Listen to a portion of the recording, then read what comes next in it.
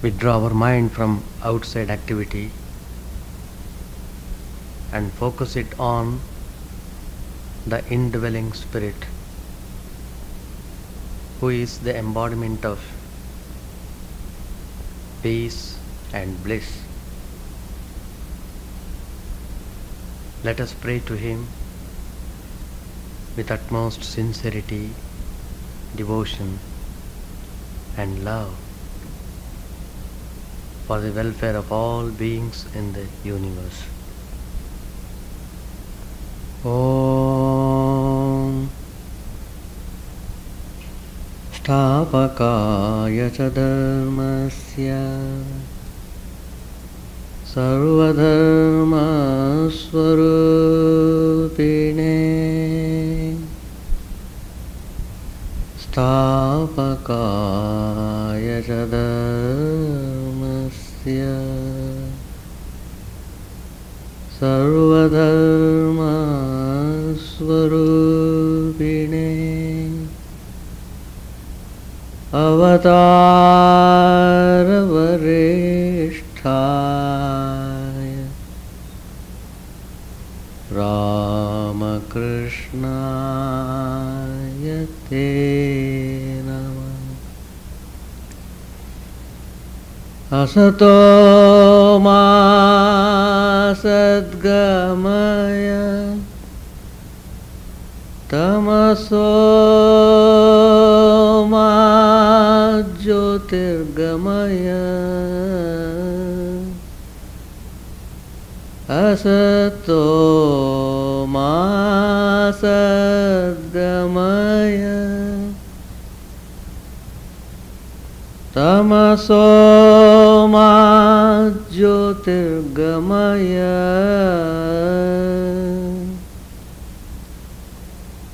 Mrityorma mritangamaya Om Shanti Shanti Shanti. I offer my salutation to Sri Ramakrishna, who came to establish the universal religion,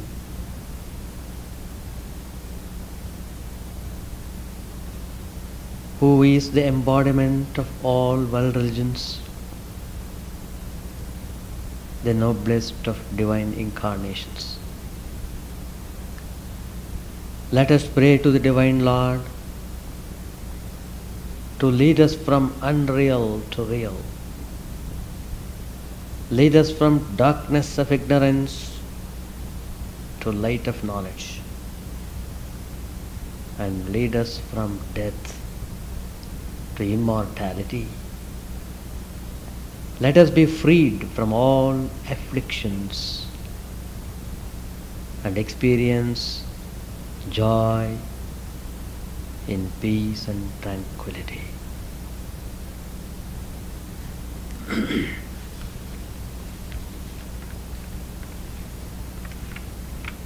Om Bhadram Karnebhi Shrunuyama Devaha Bhadram Pashye Makshabhiryajatraha Sthirairangai Stushtvagum Shastanubhihi Vyashema Devahitam Yadayuho Swasti na Indro Vruddhashravah Swasti na Pusha Vishvavedah Swasti nastarksho arishtanemihi Swasti no brihaspati dadhatu Om Shanti Shanti Shanti Hari Om.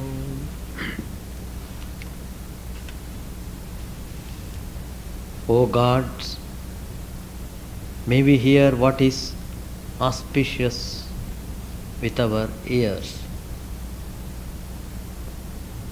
You who are worthy of worship, May we see with our eyes what is good and auspicious. May we enjoy the life allotted to us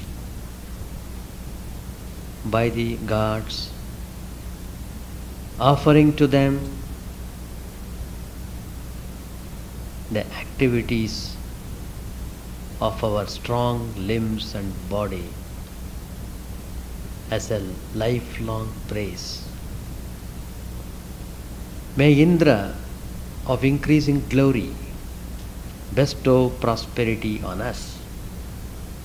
May Pushan, the knower of all, bestow prosperity on us. May Tarksha of unobstructed path bestow prosperity on us. May Brihaspati bestow prosperity on us. Peace, peace, peace be unto all. This is the peace chant of the Upanishad, Amritabindu. Nectar, combination of loftiness of sentiment with a directness of expression. A drop from the fountain of eternal life, itself potent to cure the manifold ills of worldliness. Before going to the subject proper, some more points are to be understood before stepping into the study of the Upanishad. In the previous class, I have dealt with various important points. The meaning of Upanishad, how it is very important for us to study the glory of the Divine Lord, the giver of bliss. Secondly, the content of the Upanishads as Vedanta Vijnanam, the wisdom of Vedanta, how it is very significant and inspiring for all of us to take to the path of knowledge. Knowledge is light. Knowledge is supreme. Nahi jnanena sadrisham. There is nothing that is equal to knowledge. But then there are various types of knowledge. The knowledge which gives us immortal bliss, which gives us everlasting peace and happiness, that knowledge is called the Paravidya, the spiritual knowledge, which deals with the core of the subject, by realizing whom we will have no more misery at all. All the misery, suffering, sorrow, etc. vanish away, and we will be enjoying perpetual ananda.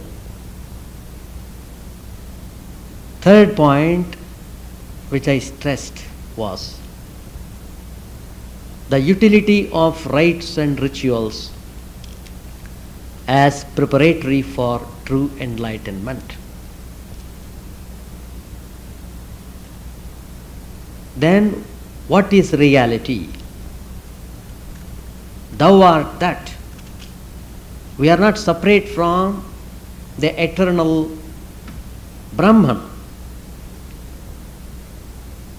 The Upanishad says, you are verily that Brahman. Tattvamasi, thou art that. It is the fundamental fact of all existence. Because we have forgotten our true nature, we are in darkness. Because we are in darkness, we are suffering. Then, emphasis on the search for the reality, underlying the flux of things. Then, importance of meditation. How deeply we think about the things of the world. How we are deeply interested in getting our desires fulfilled.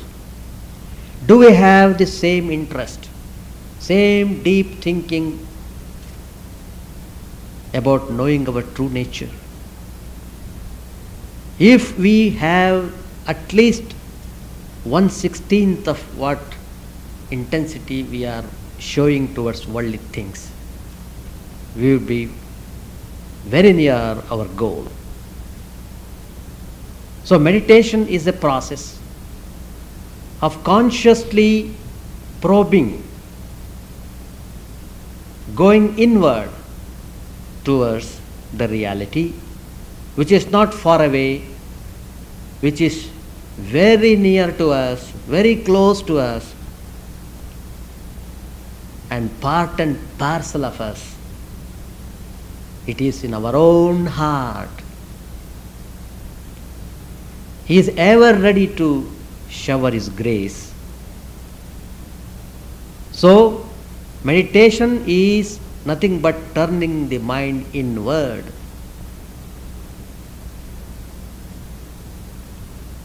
So, the more we learn the technique of meditation, the more we enjoy the supreme joy of the absolute Brahman. Lastly, another point was said. Many people think just by doing some good activities or being a good citizen is the ultimate end of life. No.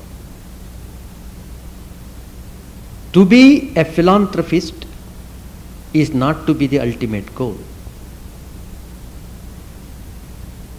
Of course, instead of doing bad things, certainly it is preferable to do good things.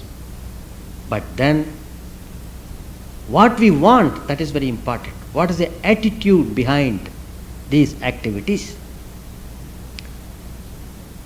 Activities, in a general way, yield transitory satisfactions, but not lead to eternal peace and bliss. If you want to have the experience of pure happiness forever, you must take to the path of spirituality. So these are the points which we discussed in the last class. Upanishads. Sri Ramakrishna came to demonstrate the authenticity of the message of the Upanishads. It is not a dead subject. It is very important and very useful for the spiritual seekers. It is beyond all dogmas, rituals, ceremonies, all sorts of things. It is completely free from all types of prejudices. It is universal. It deals with truth directly. These are the points which inspire us, inspire anyone on this earth who really wants to experience the real joy. He must come to Upanishads. Sri Ramakrishna came to demonstrate this. What did he show? There is a passage in the Upanishad. Na karmana na prajaya dhanena tyage naike amritatva manashu. Famous statement. What is that? Na karmana. Not by doing activity from morning to night, even overnight. One may be extremely busy. Probably he will have no time even to breathe. Not by such activity. Na prajaya. Not by procreation. Not through sensual pleasures. Dhanena. One may have all the wealth of the world. No, not even by this. Tyage naike. Only by sacrifice. Amritatva manashu. Immortality is obtained. What a grand truth. It is declaring, you fools, why are you losing your identity? You are verily divine. You are suffering because of your own ignorance. Because of ignorance, you are attached to the things of the world. Attachment brings misery. It's a chain action. So Sri Ramakrishna came to show to the people of the world, here is the way to achieve the supreme goal for which we have acquired this human birth. We must achieve that goal. Not simply to become doctor, engineer or something. What is that? What is the use of researching so many things in this world? Do they give you ultimate peace and happiness? Do they remove you all suffering? No. And is there any end for such researches? No. There is no end. So by exploring outside, we are only increasing our misery. So the so-called imitation happiness which we are enjoying in this world goes parallel with suffering. But if you turn towards spirituality, there is no question of suffering, there is no question of misery, there is no question of fear, there is no question of insecurity. We are free from all types of bondage. But we must learn the technique of sacrificing ourselves. We must get rid of all types of selfishness which obscure the divine light shining in our heart. So, Sri Ramakrishna came to give this sublime message of Upanishads. That is why he commissioned Swami Vivekananda to come over to America to spread this Vedantic message, to rise the whole humanity from the mire of worldliness.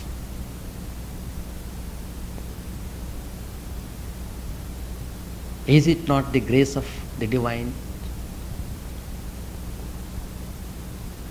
He has shown the path. He has lived the religion. He has lived Vedanta. And he is pointing to us, come this way. You will also have the same experience as I had. So we must immediately make up our mind to study the Upanishads with all seriousness, devotion, and dedication.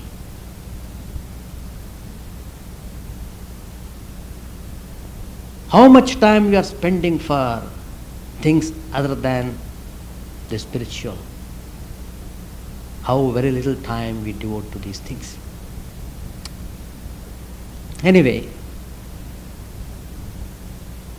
so the Upanishadic sages, they are not bound by these caste prejudices, race, creed or sect. But they extend the law of spiritual universalism to the utmost bounds of human existence. In one of the Upanishads, there is a story of Satyakama Jabala. When he came to study Upanishads, the teacher found a great earnestness in the disciple. He was very much pleased to see that boy and to accept him as his student, a brilliant student with sharp intellect, which is very much required to understand Upanishads, whose mind was not soiled yet by worldliness, who was not involved seriously in any worldly activities. Yet a boy, pure, clean, simple, modest. Then the teacher asked him who his father was. He was perplexed. He did not know. So he became silent. But the teacher understood his silence, but he did not drive him out. He taught him, and that Satyakama Jabala practiced what he learnt and became enlightened. That is Upanishad. It is open for all. The Upanishads make the goal clear.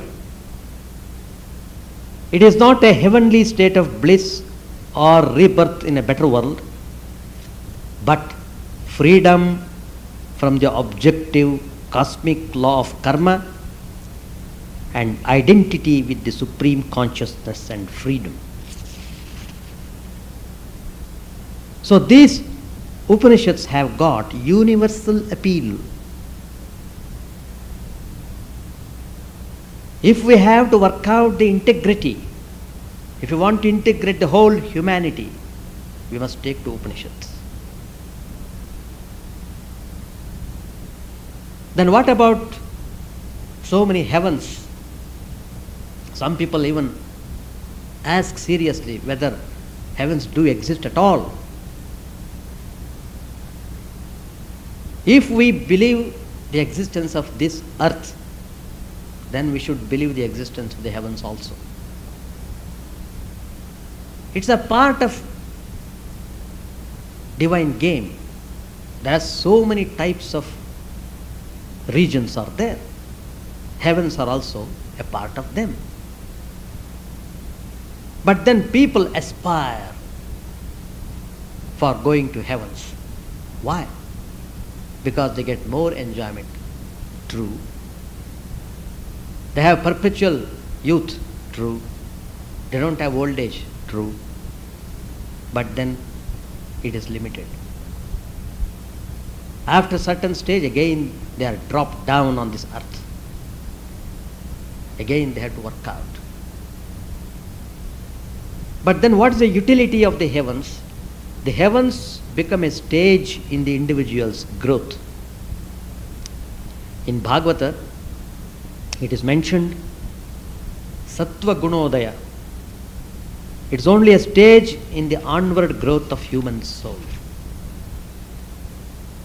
Heaven and hell are both in the cosmic process. Atraiva narakasvarga. Both are in this cosmic process. Now, what is Brahman? So much of talk and discussion about Brahman. What is it actually? Can anybody explain that? The Upanishads try to give the hint, but it cannot give the complete picture of what Brahman exactly is. For it is only to be experienced, not to be explained. That's the beauty. The Upanishads declare that Brahman is the substratum of everything. It is at the command of that imperishable that the sun and moon stand bound in their places. It is at the command of that imperishable that the heaven and the earth stand each in its own place. It is again at the command of that imperishable that the very moments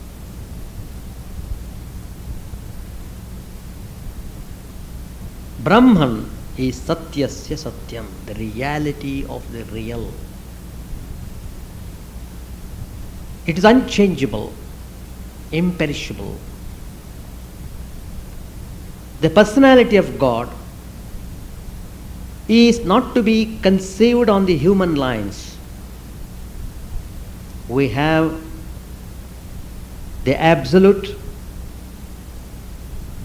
then God as creative power, then God as immanent in this world. These are not to be regarded as separate entities. They are arranged in this order because there is a logical priority. The absolute must be there with all its possibilities before the divine creativity can choose one. The divine choice must be there before there can be the divine immanent in this world. This is a logical succession and not a temporal one. The world spirit must be there before there can be the world. We thus get the four status of reality. The absolute Brahman. Secondly, the creative spirit called Ishvara. Third, the world spirit called Hiranyagarbha. And lastly, the world. These are the terms frequently come in the Upanishads. This is the way in which the Oriental thinkers interpret the integral nature of the supreme reality. One of the Upanishads, Mandukya Upanishad, says that Brahman is Chatushpath, four-footed, and its four principles are Brahman, Ishvara, Hiranyagarbha, Viraj. In Taittiriya Upanishad, we have got the conception of Trisuparna. We know there is another conception, Dvasuparna. In Taittiriya we have got Trisuparna. That is, the absolute is conceived as a nest from out of which three birds have emerged, namely Viraj, Hiranyagarbha and Ishvara. The absolute conceived as it is in itself, independent of any creation, is called Brahman.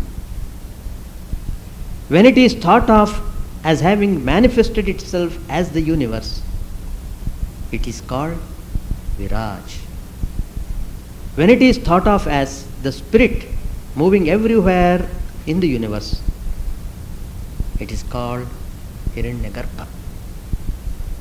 When it is thought of as personal God, creating, protecting and destroying the universe, it is called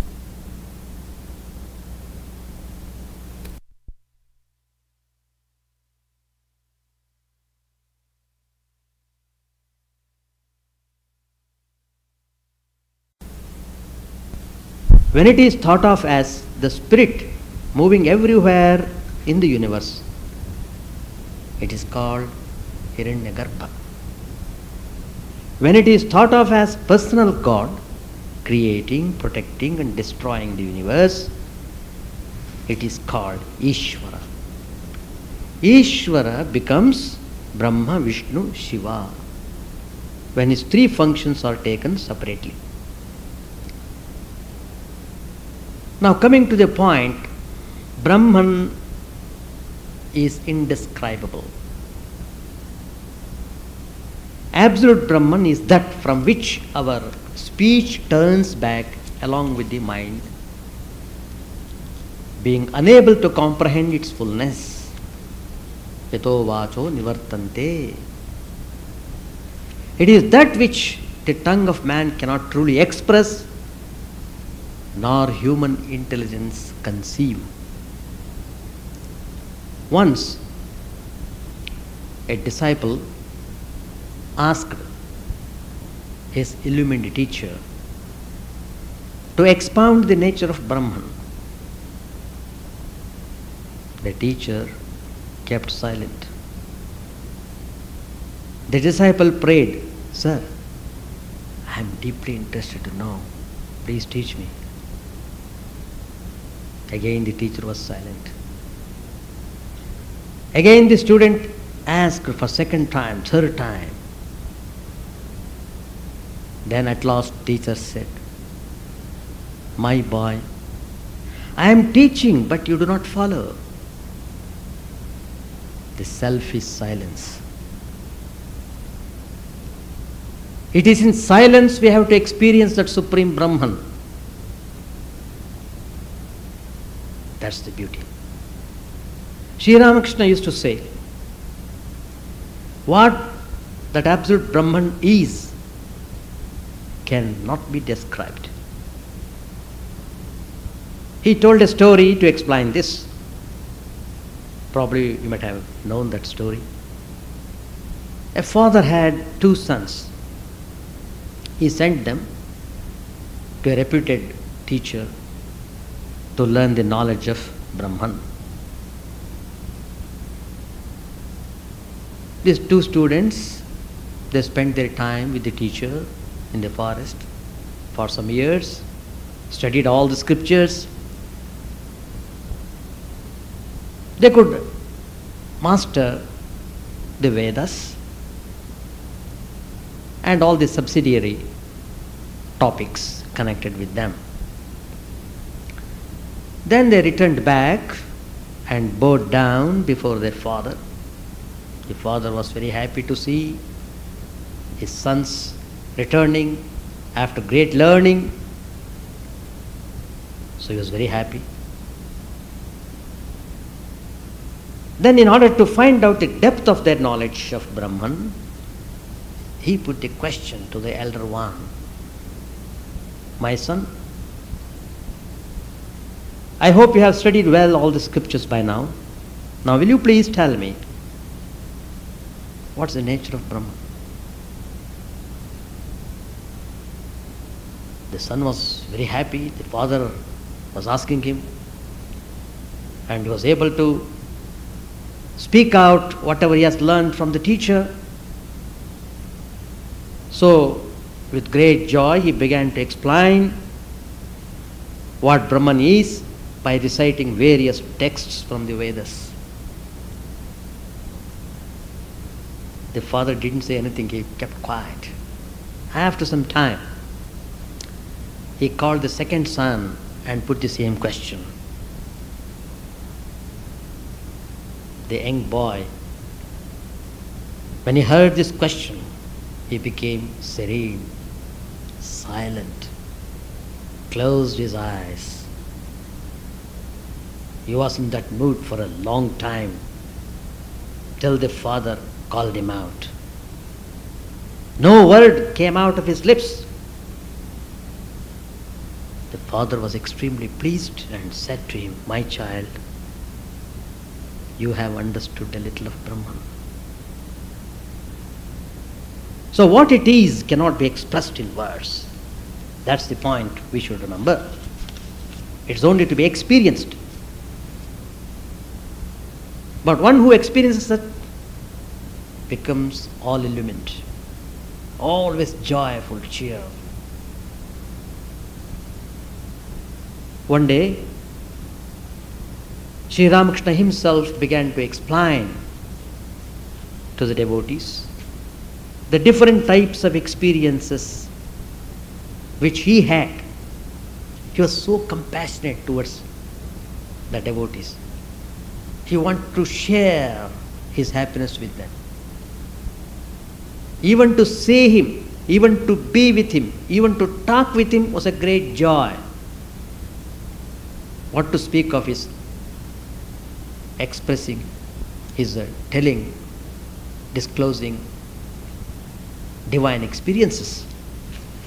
Anyway, he began to explain to them so that they may have some idea, to create some interest in them.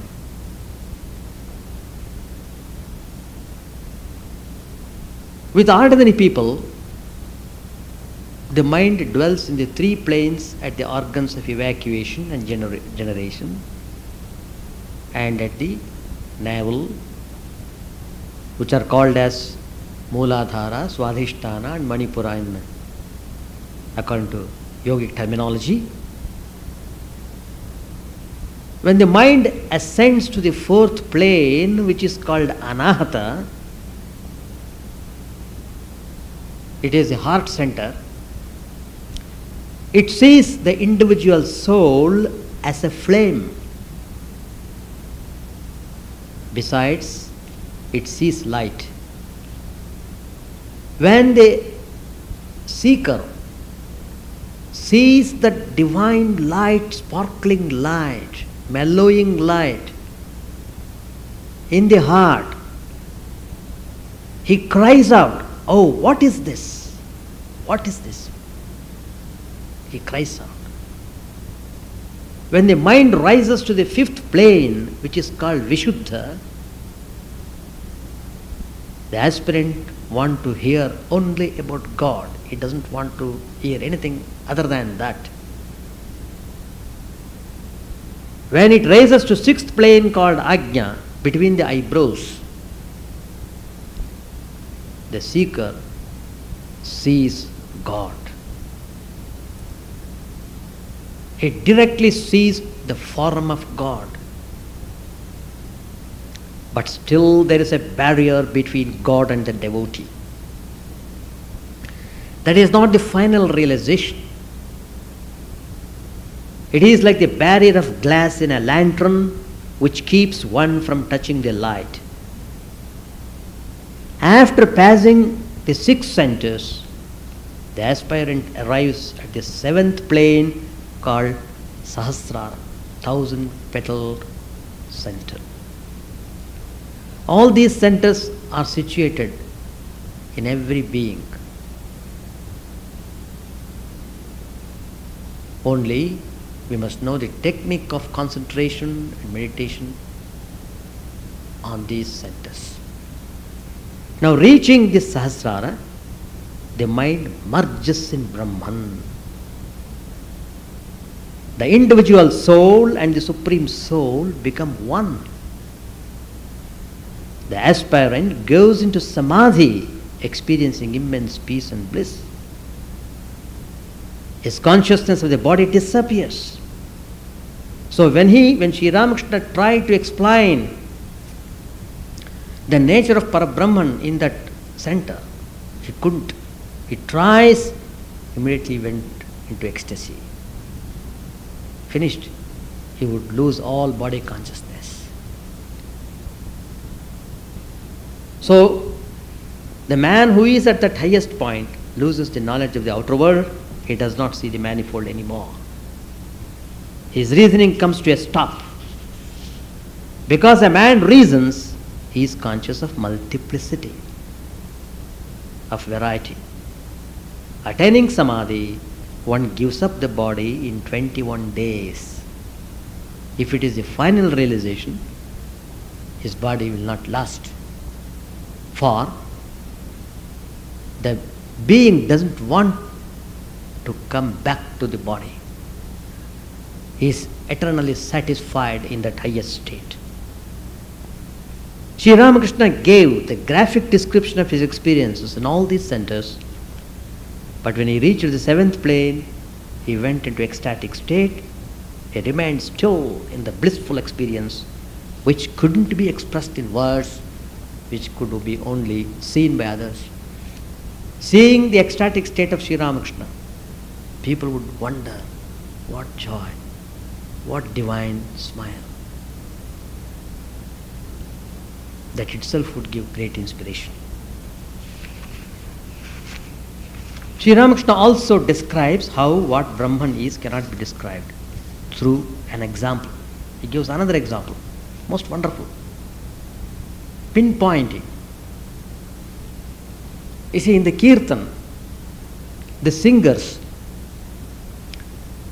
at first sing, "My Nitai dances like a mad elephant, Mata Hati."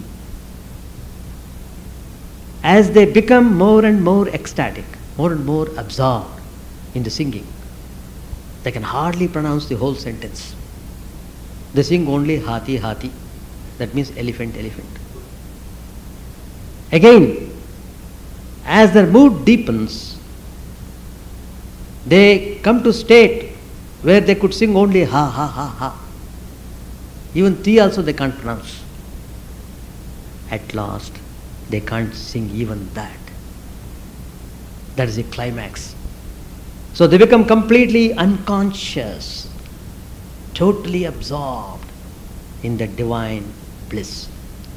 Even so, what Brahman is cannot be described. Speech stops there. Mind stops functioning. All round, everywhere, blissful consciousness. That's the supreme state. I shall conclude my talk. I shall continue this next Tuesday.